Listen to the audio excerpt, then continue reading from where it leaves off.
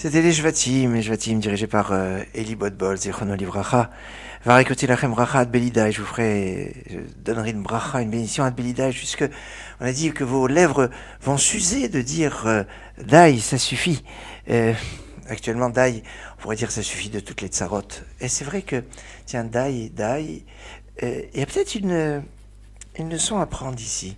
En effet, Dai, ça suffit pour les tsarot. Peut-être que pour arrêter, il faut... on sait qu'il y a un principe qui est Utsdaka Tatsil Mimovet. C'est marqué comme ça. Et la tzedaka sauve de la mort. La tzedaka sauve et la tzedaka. Utsdaka Tatsil Mimovet.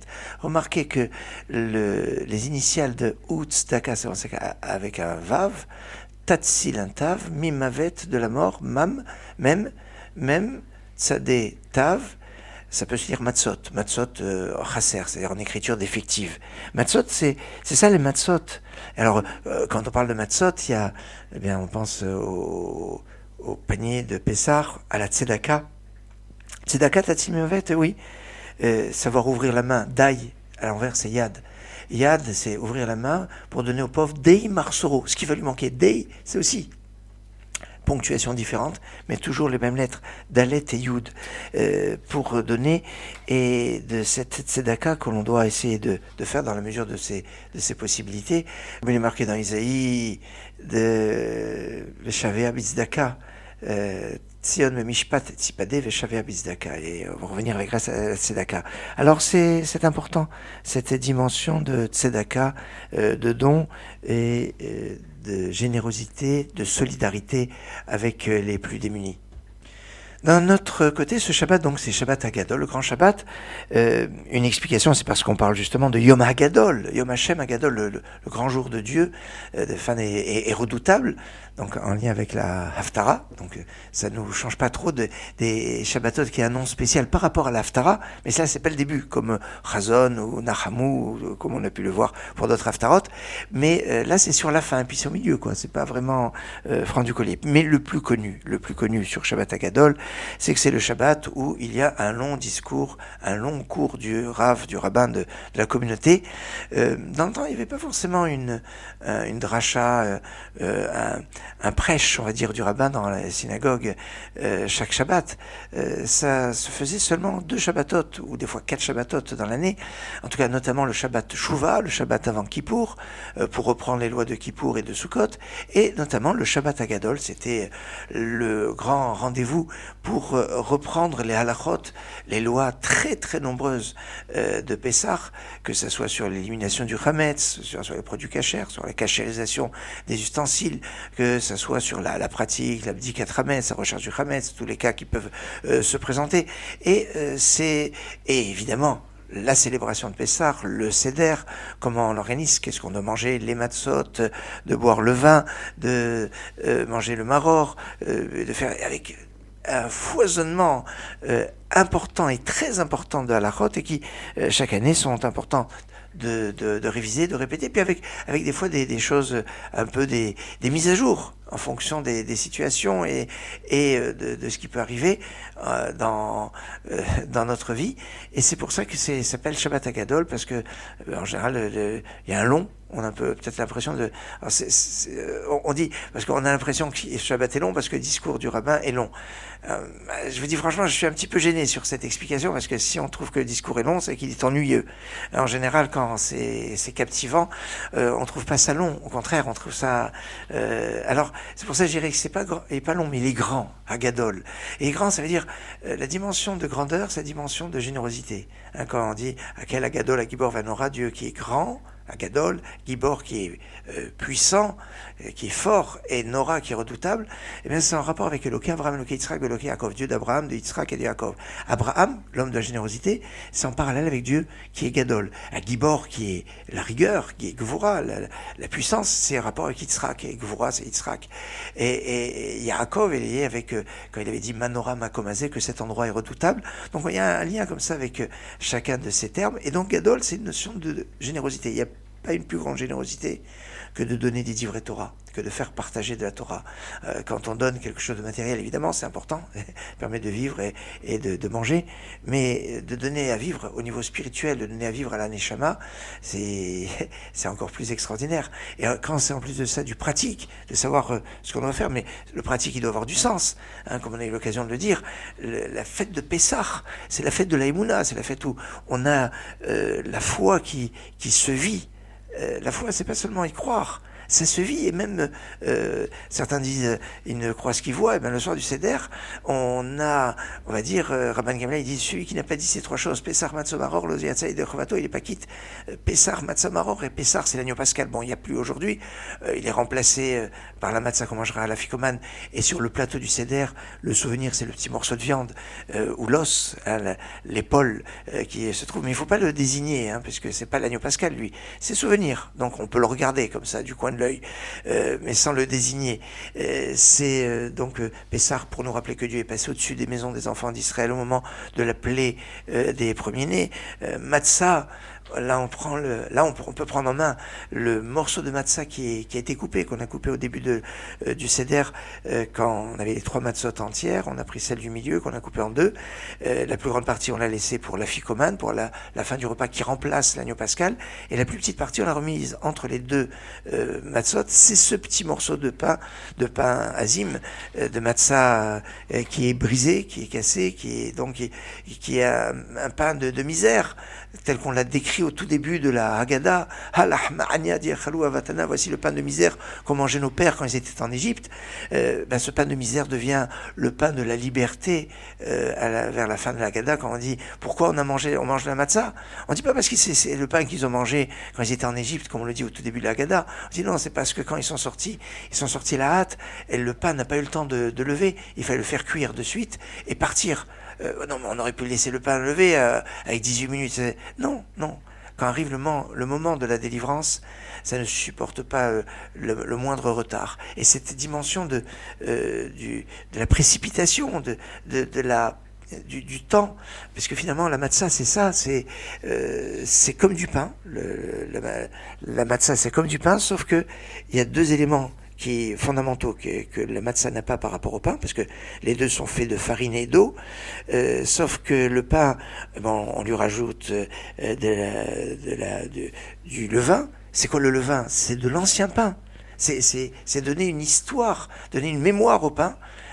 Donc on fait d'un pain un autre pain, c'est ça le levain, et la matzah c'est un nouveau pain qui ne prend pas ses racines dans un autre pain. Donc c'est quelque chose, on fait table rase et on repart à zéro. Et puis l'autre élément que la matzah n'a pas par rapport au pain, c'est le temps.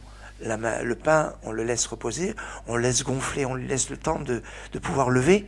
La matzah, on ne lui laisse pas le temps. C'est un pain qui est hors du temps, un pain qui a pas la dimension de l'orgueil, du souffle qui va s'élever, mais aussi cette notion du temps qu'on doit maîtriser quand on arrive pour le Seder. Vous savez, la soirée du Seder, la soirée de Pessah, la semaine prochaine, on en reparlera avec plus de détails.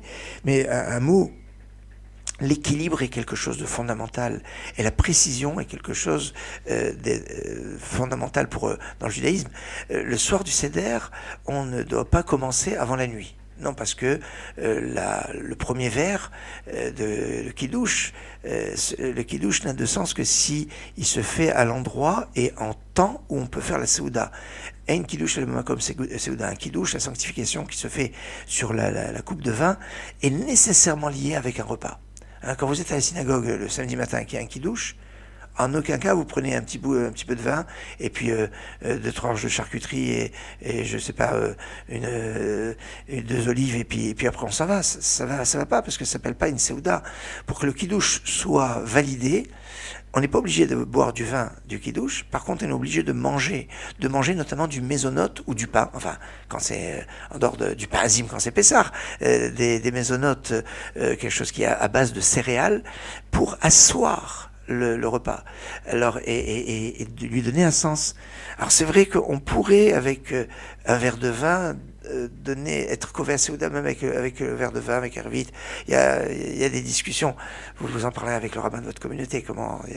Mais fondamentalement, il faut faire une Seuda. Il faut l'asseoir avec un repas. D'où la problématique, j'attire votre attention sur les kidouches qu'on fait quand on est par la période de Pessah, parce que la plupart des gâteaux, surtout dans les rites ashkénazes où il n'y a pas de la matzah au vin à l'orange, il n'y a pas trop, il n'y a pas de shrouya, il y a un certain nombre de choses. Donc en général, les gâteaux sont toujours à base de fécule de pommes de terre ou d'amandes, et souvent il n'y a pas du tout de farine, et donc c'est pas évident, comme on est Kové à Seuda, on fixe un repas dans un kidouche où il n'y a pas de maisonnote. Alors il faudrait faire motzi. Enfin bon, vous verrez avec le rabbin de notre communauté comment les choses peuvent se faire. Mais c'est dire que c'est pas simple. En tout cas, le soir du Seder, on doit commencer le Seder qu'à la nuit, parce que donc il doit être lié à la Seuda, et la Seuda, elle se fait sur la matzah. Et la matzah, le soir de Pessah, on peut la manger que une fois que la nuit est arrivée, parce que la matzah est comparée à l'agneau pascal, et à propos de l'agneau pascal, il est marqué Vachaltem et abassar balayla ze. Vous mangerez la viande cette nuit-là. Donc il y a une dimension de manger la viande du Corban Pessah de l'agneau pascal que la nuit, que la matzah, c'est comme elle est assimilée à l'agneau pascal, même s'il n'y a plus aujourd'hui d'agneau pascal, donc la matzah doit se manger la nuit, et la matzah c'est la Seuda, et la Seuda c'est ce qui veut dire le kidouche, donc le kidouche doit être la nuit. Donc on doit commencer la nuit, mais attention, on va pas dire, puisqu'on commence la nuit, on va tarder, et puis on va traîner. Non, parce que on doit faire le Seder dès que la nuit arrive, d'abord pour les enfants, parce que les enfants doivent être réveillés jusqu'à la fin du Seder. Ils doivent être là pour les demi-temps. Les demi-temps, c'est-à-dire la première mi-temps avant le repas, deuxième mi-temps après le repas. Oui, hommes, femmes, enfants, tout le monde doit suivre la soirée pascale, la soirée du Seder, que ça soit sur la première partie jusqu'au repas, et que ce soit la deuxième partie après le repas. C'est extrêmement important, la deuxième partie. La deuxième mi-temps, c'est là où tout se joue. Il y a le Birkat Hamazon qui est une mitzvah de la Torah, et puis après le Hallel, les louanges que l'on adresse à Hachem pour remercier Hachem. C'est le jour par excellence où on remercie Hachem pour la liberté, pour tous les miracles qu'il a fait. Et puis ça se finit avec Nishmat Kol Chai, la louange de l'âme. Et puis après, c'est pour ça qu'après il y a les chants, Echad Miyodea, Echad Gadia, et tous ces beaux chants de Pessah. C'est pas le moment où on reste à 2-3, alors qu'au tout début on était une trentaine autour de la table et qu'il y en a qui sont partis faire la vaisselle. Non, tout le monde reste à table après le repas. S'il faut donner un coup de main, tout le monde donne un coup de main, que ce soit pour débarrasser, pour etc. Et après tout le monde est réuni, on mange la ficomane, après la ficomane le birkat Hamazon, les actions de grâce après le repas, comme on le fait chaque soir. Et cette année pour Pessah, il y aura, parce que ça sera Shabbat, il y aura à la fois le rajout de Shabbat, Retsé, et il y a les Veyavo, le rajout de Yom Tov, et après c'est le Hallel à chanter vraiment. Et alors certains même après le Hallel etc. Donc il y a les chants, et certains font même chez Sfardim font le Shir Hashirim. Et pour faire tout ça, alors c'est vrai que normalement il faut manger la ficomane avant ce qu'on appelle le minuit solaire, ce qui correspond un peu avant, on va dire vers 1h30, entre 1h30 et 2h du matin, suivant les endroits où vous nous écoutez. En tout cas, il faut manger. Mais moi, j'irais même mieux. C'est marqué dans les livres. C'est mieux de finir même le Hallel avant cet horaire-là. Alors, c'est bien de faire des explications. Sur les explications, c'est mieux de donner, de raconter, et puis notamment d'intéresser les plus jeunes. La misaz vegata levincha, tu raconteras à ton fils.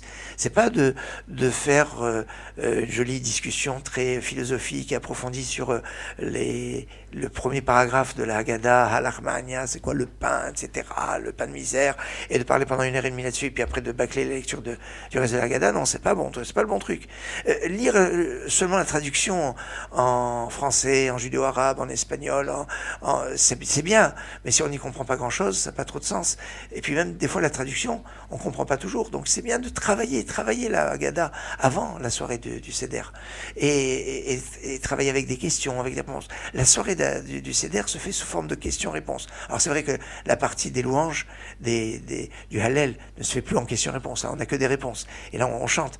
Mais sur la première partie, n'hésitez pas à avoir une lecture, on va dire, relativement simple pour comprendre ce qui se passe, avec des questions pertinentes, avec des questions qui vont intéresser notamment donc les enfants, et d'intéresser la partie même, or dans des petits bonbons qu'on mangera après, cachant l'épaisseur, bien évidemment, ou des choses qui vont leur faire plaisir. En même temps, il va y avoir la simcha, la joie la joie. Et tout ça, c'est bien de le faire avant Chatzot, avant minuit solaire, et c'est aussi montrer son empressement. Alors, d'un côté, on s'empresse, mais d'un autre côté, on respecte l'horaire, on ne sait pas ni avant ni après. Et c'est cet équilibre fondamental qu'il y a dans la soirée du Seder, et qui est tout l'équilibre de Pessah, et de cette maîtrise du temps, qui est fondamentale. Et puisque je vous parle de temps et qu'on est veille de Shabbat Hagadol, une petite réflexion d'un survol sur les dates qui sont devant nous. Aujourd'hui, nous sommes le 7 Nissan. Alors, 7 Nissan, ça a été le massacre des Juifs de York en 1190, sous le règne de Richard Cœur de Lion. C'est pas terrible comme histoire, où 150 Juifs ont été assassinés. Depuis, bien, il n'y a plus de Juifs à York. Et non seulement ça, mais il y a une tradition qu'un Juif ne dort pas dans la ville de York. Alors c'est intéressant cet aspect sur la ville de York. Il y a une nouvelle York, New York, qui est une ville juive extraordinaire. Alors c'est bizarre. Alors c'est vrai, cette période elle est difficile. Dimanche, ce sera le 9 Nissan. C'est les pogroms de Kishinev en 1903, de Neustadt. Bon, on va être avec des choses un peu plus gaies.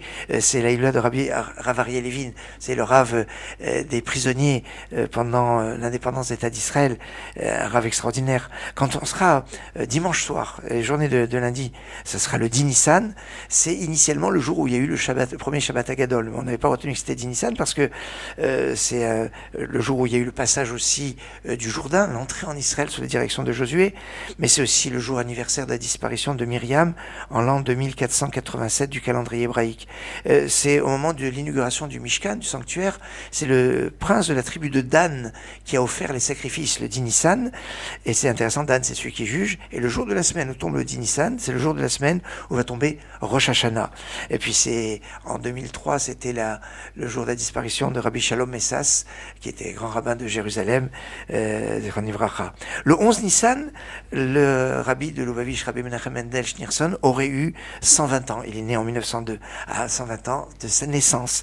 Mais c'est le jour aussi de la Hila du Shla Kadosh, le Rabbi Yeshayahu Horowitz, qui a fini ses jours en Israël. Le 13 Nissan, un jour extrêmement chargé, c'est le jour où, d'après les textes, c'est le jour de la Mila d'Abraham. Abraham, le jour de sa Mila, le 13 Nissan, c'est tout un programme assez puissant, parce que le 16 Nissan, c'était le jour où les anges sont venus à Sodome et la ville de Sodome a été détruite. Bon, c'est vrai qu'il y a des discussions, est-ce que c'était en Tishri? On ne va pas rentrer dans tout, mais on retrouve cet aspect-là. Le 13 Nissan, c'est le jour où Aman a fait son tirage au sort pour détruire les enfants d'Israël, et heureusement ça n'a pas abouti. C'est le jour où s'est terminée l'édition du chasse de Bavli, du Talmud de Babylone. C'est le jour de la Hilula de Rabbi Yosef Karo, l'auteur du Shulchan Aruch, qui est né en 1488, qui est décédé en 1575. C'est aussi la Hilula de son élève, le Alshir, Rabbi Moshe Alshir, le grand prédicateur extraordinaire, qui est né en 1507 et qui est niftar en 1600. Le Rabbi Moshe Alshir, qui était le Rav de Rabbi Chaim Vital, dans le Niglé. Le 13 Nissan, c'est aussi la Hilula du Tzemar Tzedek, le troisième Rabbi Lubavitch, Rabbi Menachem Mendel. Le Rabbi Menachem Mendel s'appelait d'après lui. Il est né en 1789. Oui, 1789, c'est la date de naissance du troisième Rabbi Lubavitch. Il est niftar en 1866. Et puis quand on arrive au 14 Nissan, ça sera le jour des jeunes et des premiers-nés, que les premiers-nés peuvent se dispenser en assistant à un sioum. Mais cette année, on aura une pensée très particulière parce que il y avait dans le monde un sioum spécial qui se faisait toujours la veille de Pessah, c'est le sioum de Rav Chaim Kanievski, qui n'était pas le sioum, la conclusion d'un traité du Talmud, c'était la conclusion de tout le Talmud, mais pas seulement le Talmud de Babylone, le Talmud de Jérusalem et de tous les textes. C'était phénoménal. Cette année, il n'y aura pas le sioum de Rav Chaim Kanievski, mais ce sera le mois de Rav Chaim Kanievski. C'est intéressant parce que je vais parler de naissance et c'est la date, le 14 Nissan, de la naissance du Rambam de Maïmonide. Et c'est le jour de la Hiloula du Rav Groner. Rav Groner qui était le secrétaire du Rabbi Lubavitch qui est décédé en 2020. Voilà quelques points, je dirais, sur le temps, sur les éphémérides des jours qui arrivent. Je pense que c'est bien à cette veille de Shabbat Hagadol, Shabbat qui a retenu que c'était un Shabbat, qui est arrivé un miracle, mais on n'a pas retenu quel jour du mois, de vous donner des anniversaires par rapport au jour du mois dans les jours qui arrivent. Bon, il va être temps maintenant pour moi de vous souhaiter un Shabbat Hagadol Shalom. Hagadol, je vous rappelle, ce Shabbat, pratiquement dans toutes les communautés, les rabbins vont reprendre les cours. Alors peut-être, ce sera peut-être pas forcément Shabbat. Historiquement, traditionnellement, c'est le Shabbat, parce que c'était le seul jour où on pouvait être réunis. Aujourd'hui, avec la technologie et comment les choses ont évolué, je pense qu'il y a beaucoup de rabbins qui vont faire aussi des cours en dehors du Shabbat, dans les jours qui arrivent, et c'est important. Quel matzot, les matzot shmurot faites à la main, le vin, quel vin, comment boire, quelle quantité manger, boire, comment faire. Il y a de très très nombreuses mitzvot, des très nombreuses halachot, sans compter la halachot sur les cachérisations, qu'est-ce qu'on peut cachériser, qu'est-ce qu'on peut pas cachériser, des choses qui sont incontournables, parce que bon, on peut avoir une batterie de vaisselle pour Pessar, comme c'est le cas pour la plupart des personnes, mais il y a des choses qu'on est obligé d'avoir à cachériser, comme l'évier, la cuisinière. Donc comment faire tout ça, ce sont avec des fois des nouveaux matériaux, des nouvelles techniques. Il y a des halachot à faire, et je vais vous faire une confidence, on n'a pas forcément les réponses à toutes les questions, mais le plus important c'est d'avoir les questions et de se poser des problèmes qui peuvent et on va trouver des solutions, même si on n'a pas forcément la solution, on trouvera des solutions. Shabbat Hagadol Shalom, Good Shabbos Hagadol, Hagoudol, ça pourrait être plus facile. Shabbat Shalom Umevorach, Hagadol, comme on l'a dit, de ce grand Shabbat. Shabbat Hagadol, Shalom.